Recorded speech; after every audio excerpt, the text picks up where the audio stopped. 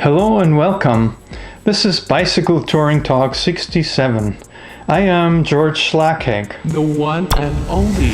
And finally, I'm continuing the series about my cross-Canada bicycle tour. Last time, 3 weeks ago, I left off after Barbara and I crossed the Myra Canyon section of the Kettle Valley Trail together and found a stealth camping spot near Hydraulic Lake. Kind of last minute before it got dark. We slept well that night. This is what happens on bicycle tours. Do you know someone who complains about insomnia? Send them a link to my channel. Bicycle touring may actually help them. The next morning we were off to an early start.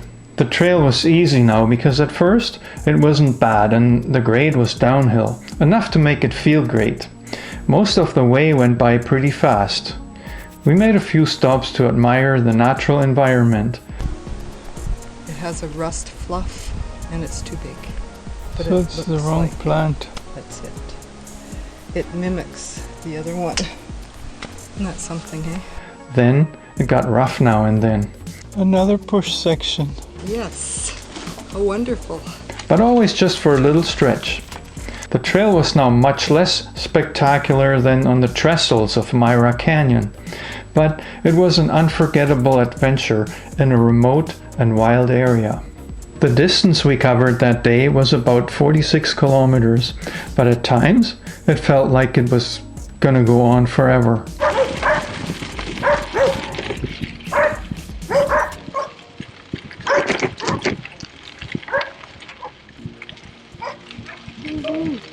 We're in Carmi. Yeah, that's a little bit before, right? When we hit Carmi, we knew that it wasn't going to be very much further to Beaverdale, where we knew we'd find a campground.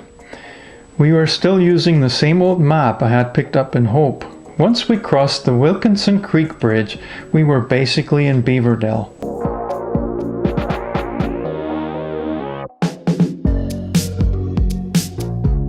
It wasn't much of a village, but there was a good old general store where we first stocked up on water and had ice cream and got directions to the campground. We were the only campers there, and the campground was large.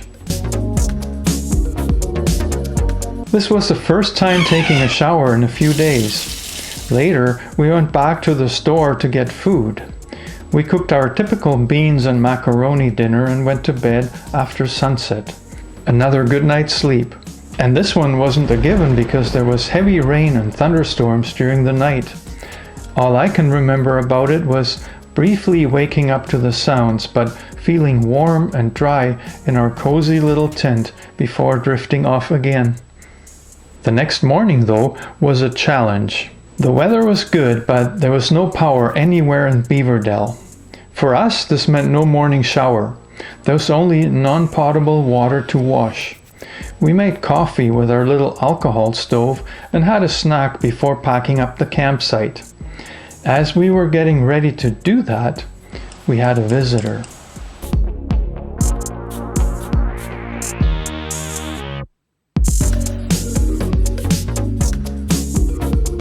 There was a goose that seemed extremely interested in our tent. Had we invaded her space? Perhaps this campground had so few visitors that the goose had simply declared it her own?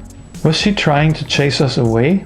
What nerves! We finally packed up and started our ride. On the way out, we stopped at the general store where we had to pay cash for a snack because the power was still out. The ride started out dry, but it didn't stay that way for long.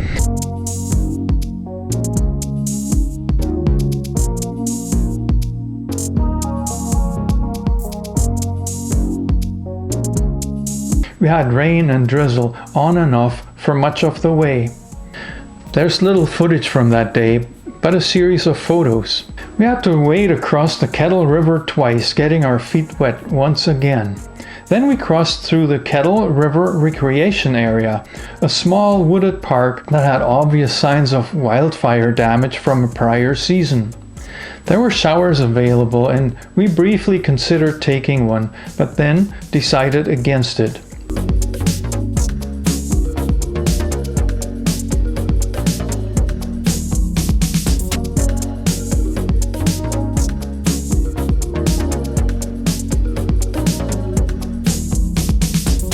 Our ride was meant to end in Midway, which meant a total of about 70 kilometers. This turned out to be a bit too ambitious, but we made it to Rock Creek. The weather really didn't look good and there was flooding all over the area, probably in part because previously very warm temperatures had caused a lot of snow up in the mountains to melt very fast. In Rock Creek we found the campground, but it turned out that it was closed due to flooding. Wow. However, the owners let us camp on the lawn near their store for 20 bucks. We got some food to cook for supper from their store and set up the tent before the rain started again and stayed for much of the night. The next day, Barbara decided that she had had enough of cycling the Kettle Valley Trail. It looked like much of it was almost not passable, in part due to flooding, but also due to lack of maintenance from here on. The owner of the campground agreed to give us a lift to Penticton for a small fee, so we could retrieve Barbara's car.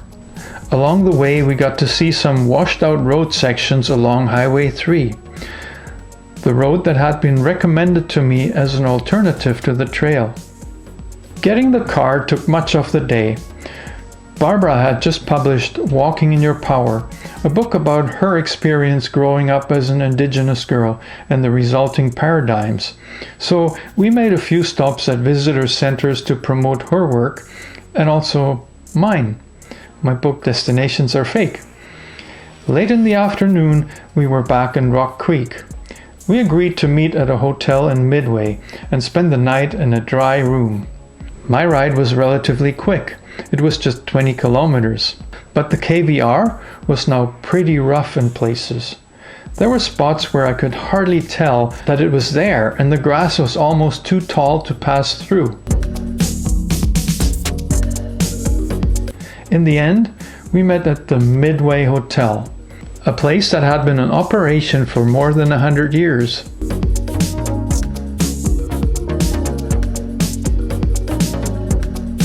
We had a great supper there among some interesting characters who seemed to be a cross between hardcore motorbikers and awkward, goofy types.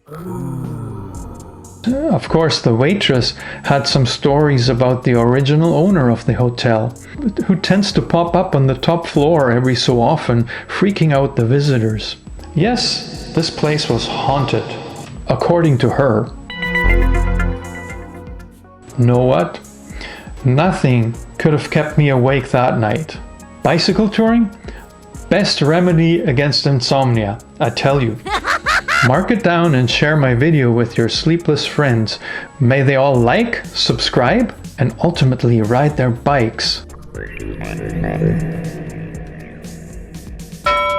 In episode 68, I'll tell you about how Barbara and I traveled in 2 different modes together and apart at the same time for a bit. I was riding my bike. Barbara was going ahead in her car. This is how we made it through much of BC before parting ways until later that summer. Join me for it.